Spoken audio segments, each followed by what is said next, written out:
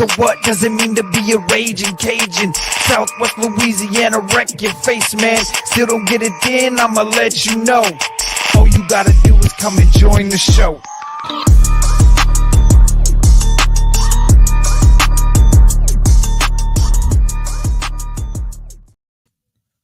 Hello, everybody, and welcome to a very, very special edition of World Elite Spotlight right here on the World Elite Podcast. For one, I am your host, Dylan Abear, and joining me today, as always, every Monday is my partner in crime, Jordan Johnson.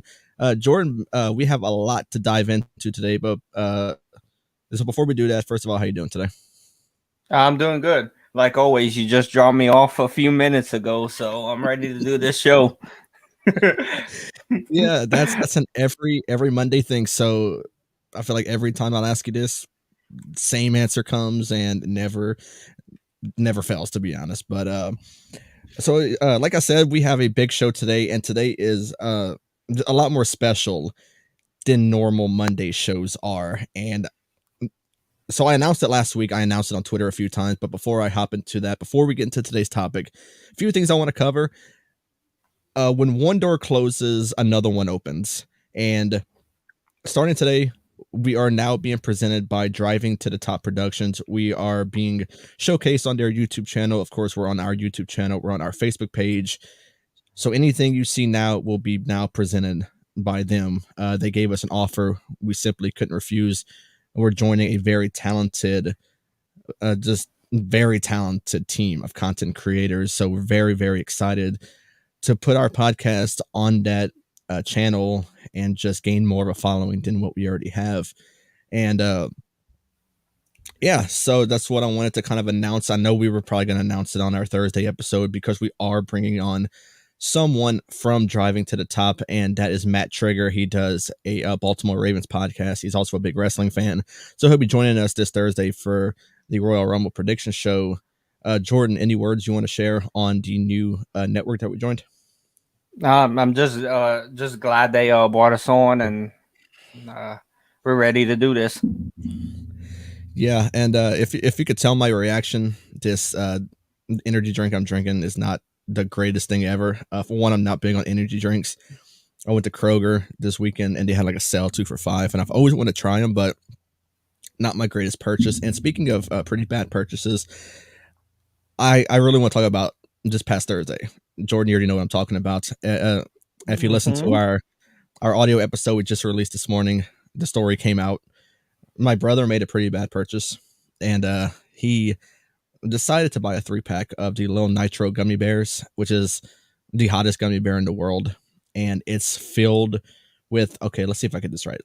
It's filled with 9 million Scoville units of chili extract.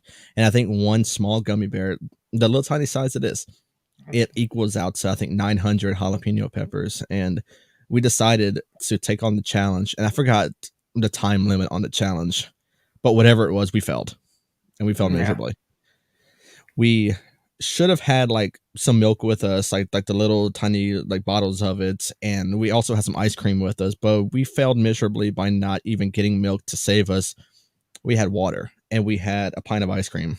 And my God, that was possibly the worst thing I've ever done in my life. And I would never, ever recommend anybody do this. You know, we're from the South, you know, we're big on spicy foods. We season everything that we eat, but this is a whole new monster right here. My brother and I did the, what's it called? A Death Nut challenge, which is like a series levels of peanuts, and they would all vary from like range of hotness, and then you get to the final one, which is like the worst apparently. I forgot how many Scoville units it was, but the first one was a fucking killer. So I knew the moment we got to the last one that we were going to be damn near dying once it was over. And then we did it inside our house, and by the time we got to the last one, my brother like put like his whole head underneath the faucet, and his like shirt was completely soaked in. So safe to say we're not going to be buying anything like this again. I believe he spent like $14 on it, 14, 15, something like that. Yeah. I feel like that. So I feel like those $15 he spent could have been used a little bit better, something a lot more wiser than what we decided to do this past Thursday. And so never again, never doing this again. a horrible purchase, and I just wouldn't wish any of that on anybody ever in my life because that's a horrible decision. Yep, I'm not trying it again. Seems like you took it the best out of all of us, though, because I watched a video Yeah. that my wife recorded of us, and so Ryan took it out first. I took it out last. I mean, like after him, and then you somehow powered through it, and you got yours out like a few seconds after me. So you actually lasted the longest out of all of us, even though we were all pretty much dying by the time it was over. Yeah. Yeah, it was an absolute disaster. I'm never doing that again. So, moving on. Uh, Raw 30 is tonight. And speaking of Raw 30, we do have a new episode out that we released this morning. Talking Raw 30, some of our favorite moments from each era. Marcus had the Attitude Era. I had the Ruthless Aggression Era. And Jordan was given the privilege of given the given today's era, which is, I think, ranging from 2017 to last year and even into this year. So some eras we didn't cover, some we kind of touched on throughout the whole episode. So 2-hour episode. Took Marcus about, I would say, 3 days to edit it. He told me, and he really did his thing on that one. So credit to Marcus for giving us a good episode. He said it was one of his favorite episodes of the year, even though we're still in January. So for him to say that, Yeah. has to be very good. So and just want to give him credit for killing it for this episode. So. But moving on, we have a really cool episode today. And obviously, Monday, we talk about someone that either one of us picked. Today's Jordan's pick. And the reason why I started out this episode by saying today was very special is because Jordan is actually making his, semi-hosting debut. Soon enough, this will eventually have him to evolve in to actually hosting an episode. One day, sometime this year, hopefully, he'll kind of evolve himself in to hosting an actual episode. So I'm hoping this right here gives Jordan the confidence to go out there, be himself, and someday host his own show. So, Jordan, I know you're excited. I saw the little cheering yourself on that you just did. So, first of all, we're talking about Stone Cold Steve Austin, WWE Hall of Famer, the Texas Rattlesnake, one of the greatest to ever do it. Jordan is very excited for this episode. He's been talking about it all day, been talking about it all weekend. So, Jordan, without any further ado, no pressure. I mean, regardless, it's going to be good. It doesn't matter how it goes. So, if you're ready, the floor is yours. Like I said, no pressure. Let's have some fun with this. All right. So, if you're new to this, we do three moments, 5 matches. So yeah, we do three moments, 5 matches, and today I'll let Dylan go first since I'm hosting this. Absolutely. So yeah, 3 moments, and Stone Cold Steve Austin, man, this was hard. This was hard to choose just 3 moments from his career. Being one of the most decorated superstars of all time, and honestly, one of the best personalities in all professional wrestling, given so many people so much to choose out of when it comes to picking some of his favorite moments. So many articles on the internet of his favorite moments. So that's how you know Stone Cold Steve Austin was one of the best to ever do it, not just in the ring, but personality wise, promo wise. We even talked about that with The Rock when we did his episode a couple weeks ago.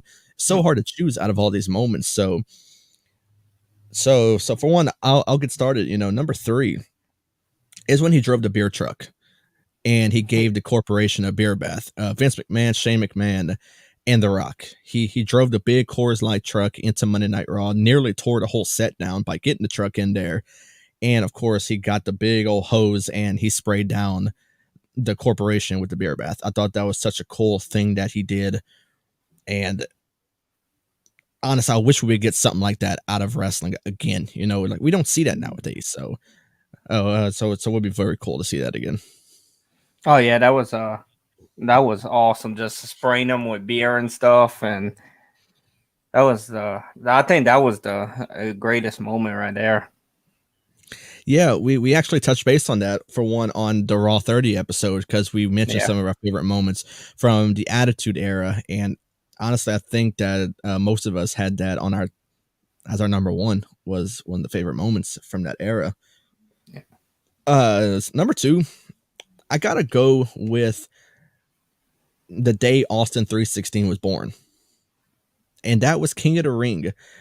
As a King of the Ring, 1996. I had to kind of zoom in on my phone a little bit. It's a little far away from me, but yeah, defeated Jake the Snake Robert to win the King of the Ring tournament, and he gives one of the most iconic promos ever. 316 day, they always have the superstars do like a big montage of it, and they give the big old speech that he gave. And word for word, I wish I knew it because I'd probably say the whole thing right here. But he ends it with Austin 316 said, "I just whipped your ass," and that's the day I feel like Austin 316 was born. And just, I mean, it's just hard to pick anything more than that. But I do have a number one. But Austin 316, the promo, the legendary promo, man, it was fantastic. So I just have to roll with that one. Oh yeah, that's that was a awesome promo, and just with until this day he's Austin 316. Yeah, and number one, this goes around WrestleMania 14, the showdown between Austin and Shawn Michaels, but it also involved one of the greatest boxers of all time, and that is Iron Mike Tyson. We've seen Tyson, I believe he was suspended from boxing in '97, so that kind of worked to Vince McMahon's kind of advantage, and we got him over there, and Stone Cold interrupted him.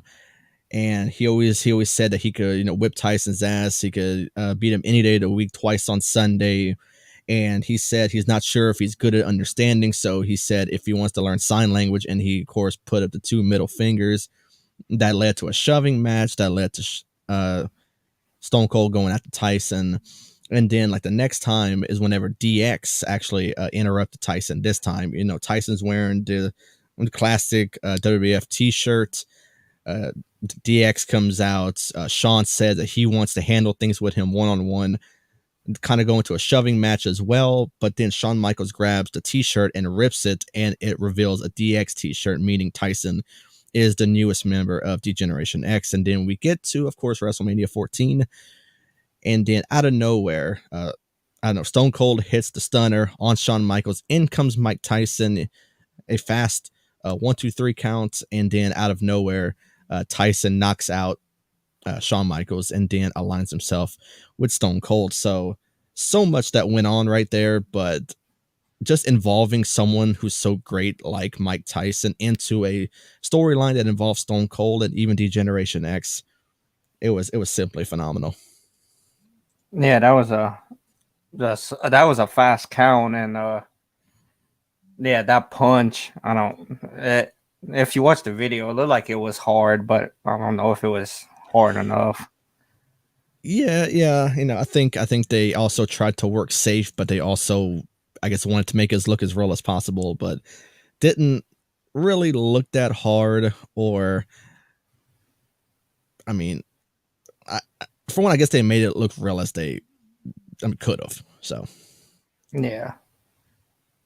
The floor is yours, Jordan. All right, so my number three, I got Dr. Austin in the hospital when he beat Vince McMahon with the bad pan and the what you call them things? What did he use something? The shock. Oh, no? Yeah, I forgot the name of it, but yeah, we talked about that again on the Raw episode. That Marcus didn't know if you can actually use it while the person is still conscious or whatever. But yeah, fuck, I'm not a damn doctor. I don't know. Yeah, so yeah, beating him with the bag pan on his leg or ankle, and he was just saying different stuff, and yeah, that was hilarious.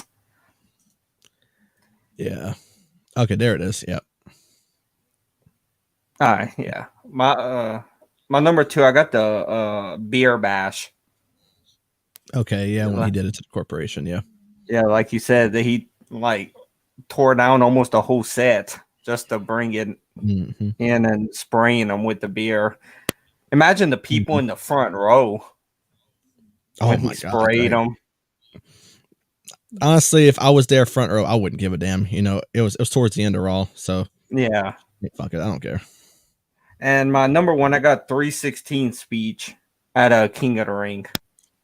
Like I said, it was an Yeah, I feel awesome like yeah, speech. And yeah, it was an awesome speech. And till this day, he's Austin 316. yeah. So many other moments we could have chose out of. You know, a lot of people chiming in. Of course, we have of course when he held him hostage with the fake gun that's shebang when it came out, and Vince pissed his pants, and Austin throwing the IC title over the bridge, and then of course one I almost put whenever him and Booker T had that fantastic brawl in the grocery store. We talked. I mean, we talked a lot of this. We did an episode a while back on 316 Day with Marcus, and I mean, honestly, I think all of these that we're getting comments on we talked about already. So many great moments out of Stone Cold Steve Austin, you know. But you know, choosing three, honestly, that's the fun of it. You know, that's makes it more challenging for us. So yeah. All right, so we get to our top 5 matches. Go ahead, Dylan. Got it. Yeah, number 5. I got a roll with SmackDown 2001. This was not long after WrestleMania when Stone Cold Steve Austin aligned himself with his greatest rival, in my opinion, of all time, and that's Vince McMahon. You seen WrestleMania 17, he aligned himself with Vince. You know, he shook hands with Satan himself, as Jim Ross would say.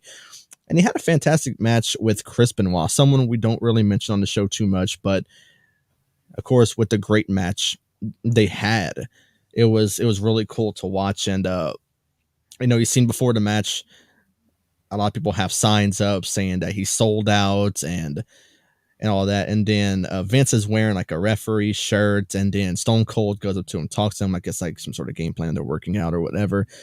But then towards the end of the match, Chris Benoit has the crippler crossface on Stone Cold Steve Austin, thinking Chris Benoit is going to win this match. Vince McMahon comes in, he hits the referee, which I believe was Earl Hebner at the time, and he goes to hit Benoit with a chair to break up the crossface. Well, Chris Benoit decided to put his leg up, low blowing Vince McMahon, and starts just beating his ass with this chair. I mean, he is welling on Vince McMahon. And in comes Austin. He rolls him up for the 3 counts, and then Austin walks away, the winner of this match. Well, I mean, it was a good match. You know, I watched this entire match before we got to this one, but such a good match. Oh yeah, that was I think that was a good match. And I didn't know what was like going on with Vince and thing when he went to go talk to him. Number 4, something I wish they would do more with this sort of matchup, because we do see this sort of matchup still, but we don't see it how they did it back then. And No Way Out 2001 versus Triple H. It was a 2 out of 3 falls match, but every fall had a certain stipulation. First fall was a singles match, which was won by Stone Cold Steve Austin, but the last 2 were won by Triple H. The second fall was a street fight, and then the third fall was a steel cage match. They actually lowered the steel cage match for the third fall. And like I said, I wish they would do something like that nowadays. You see some 2 out of 3 falls matches, like you see that nowadays, but you don't really see it with certain stipulations. So I wish that's a kind of a concept they would bring back. So maybe with Triple H back in charge, maybe you'll see him, you know, even though he was one of the guys that was in this match, you know, maybe he'll start doing something like that, being that he's the head of creative now. Yeah, I got this one on my list, so when I get to it. Number 3, I'm going with SummerSlam 2001 versus Kurt Angle. And the reason why I put that is because these last couple of minutes of this match was such a clusterfuck. And the reason why I'm saying this is because so much went on. You know, if you're not talking about the near falls in this match, because there were like 4 or 5 near falls that could have really changed the just outcome of this match. You know, you've seen Kurt Angle get a couple of near falls. You've seen Stone Cold get a couple of them. But the ending of this match ended so crazy, and it involved like 4 different referees. So Stone Cold, of course, he knocks out Earl Hebner. Like, he goes up to him and just like knocks him. So he's out the ring. So in comes a new referee, which was Mike Chioda. And then Stone Cold, a low blows Kurt Angle. And I think Chioda was going to call for the disqualification. But then Stone Cold turns him around and he stuns him. So that's 2 referees eliminated right there. So the third referee that comes in is Tim White. And Stone Cold's already holding the championship belt, and he hits Tim White with the belt. So that's 3 referees out right there. So last but not least comes a WCW referee, Nick Patrick, and Kurt Angle had hit the Angle Slam on Austin, being that Kurt Angle was getting ready to win the championship.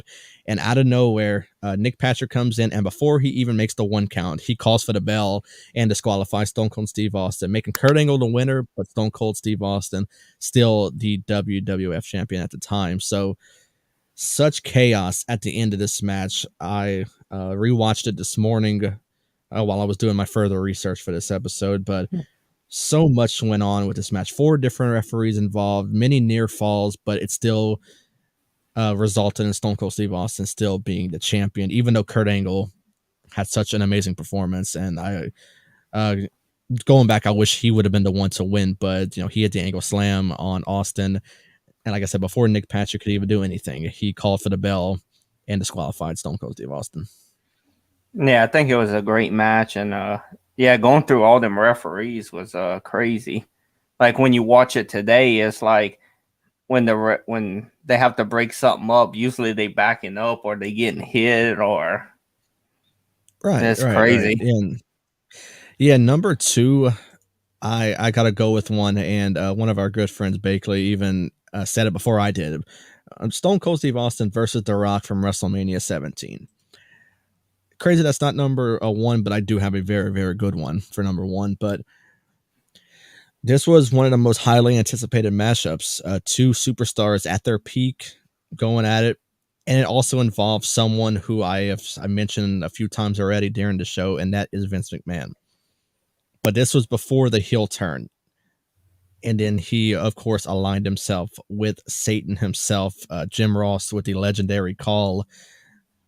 And it was a shocking heel turn. We wouldn't expect something like that, a fan favorite out of Stone Cold being the one to turn heel and join forces with one of his greatest rivals of all time. So, I mean, The Rock, Stone Cold are one of my favorite wrestling rivalries of all time, and they put on such a spectacular match. Yeah, I got that one on my list, so whenever I get to it. Yeah, and then number 1 also in the comments was spoiled as well.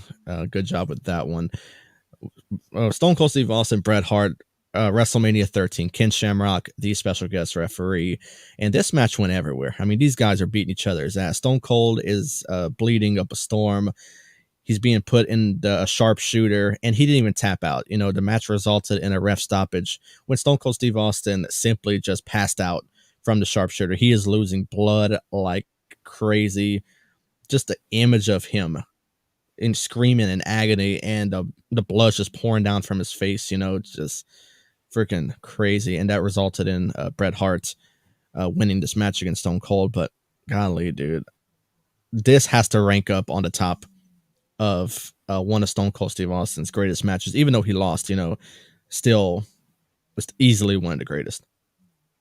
All right, yeah, I got that one on my list too. So, yeah, I'd kind of be insulted if you didn't, because those last 2 easily have to be one of the greatest of all time. Yeah. So, my number 5, I got Stone Cold and Triple H. No Way Out 2001. Just okay, yeah, the 2 of the 3 falls, yeah. Yeah, I think one of the it was a good match. Like just how they was just wrestling, and the cage was just coming down. That was awesome. Mm-hmm. Yeah. My number 4, I got Stone Cold, Triple H versus Chris Jericho and Chris Benoit at WWE Raw is a War 2001. Yeah, 2001 was a very good year for wrestling. I mean, a lot of the good matches seen out of Austin was like 01, and I'm so on. I mean, but 2001 was a very special year for wrestling. So yeah, good choice with that. Yeah. My number 3, I got Stone Cold versus Shawn Michaels, WrestleMania 14. Yep, the whole thing involving Mike. Yeah, great match. Yeah, he was showing him the shirt, then Shawn Michaels grabbed it and threw it, and Mike Tyson just punched him. Yep. Mm-hmm. My number 2, I got Stone Cold versus The Rock, WrestleMania 17. There we go. And I feel like number 1 is an obvious one. Yeah, my number 1, I got Stone Cold versus Bret Hart, WrestleMania 13. Like you said, he was bleeding all over, and they was fighting, and yeah, it was a great match. Absolutely. Well, Jordan, I gotta say, man, if this is your first time hosting, then I honestly cannot wait to see what the future holds for future episodes that you'll host. You know, I'm pretty sure Marcus will watch this at a later time when he gets off and see the good job you did, and just wow, fantastic. I mean, this was a really good episode, one I've been excited for because of the announcement of you hosting the show. So any last words you want to give to everyone watching, because I believe we got some good bit of viewers watching right now. Yeah, just want to say thank you for everybody coming on and watching me do my my hosting for the first time. Yeah, for sure. This was a fun one. I mean, this was one of my favorite episodes already, and we're already on episode 6, and we have so much more to go this season. You know, we're not really wrapping up until WrestleMania week, so we got a lot more to go, and who knows, Jordan may be getting the hosting duty for the entire episode sometime later this season, if he's comfortable. If he's not, then we'll work that into, but it seems like he did just fine on this one, so we will see. This was, like I said, this was a fun one. Really enjoyed this episode. We got so much more to go this season, and next week is going to be a fun one too. And let me bring it up so I don't get it wrong, but next week we are introducing our first woman of the season, and we are talking about one of the greatest female wrestlers of all time, and that's Trish Stratus. We're going to be talking Trish Stratus next week, some of the favorite moments, matches, and there's a lot to choose out of. So no shortage of what we're going to be talking about when it comes to Trish, and we'll have a lot more to go this season. But I believe for the first female of the series, for the season, I should say, that we're starting off with a really good one. So, but that'll do it for today's episode of World Elite Spotlight. Of course, for Twitter, as you can see on your screen, you can follow me on Twitter at DylanAver_. Jordan is at Jordan_J2000. The podcast is at World Elite Pod. And of course, the third member of the show, Marcus, is at Marcus Elite 337. The live streams, much like the one you're watching right now, is on Facebook and YouTube, and of course on the Driving to the Top Productions YouTube as well. The audio versions of our podcasts is on all major audio platforms when it comes to Apple Podcasts, Spotify, Google Podcasts, iHeartRadio, wherever you listen to a podcast, that's where we are. And also, like I said, we released a new episode earlier today.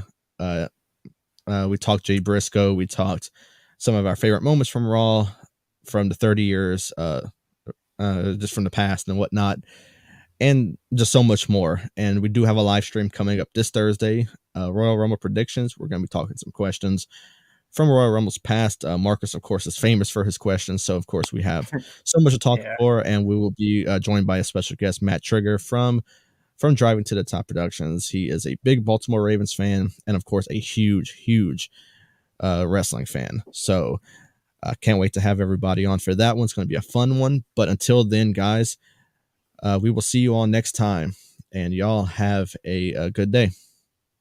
So what does it mean to be a raging Cajun? Southwest Louisiana, wreck your face, man. Still don't get it, then I'ma let you know.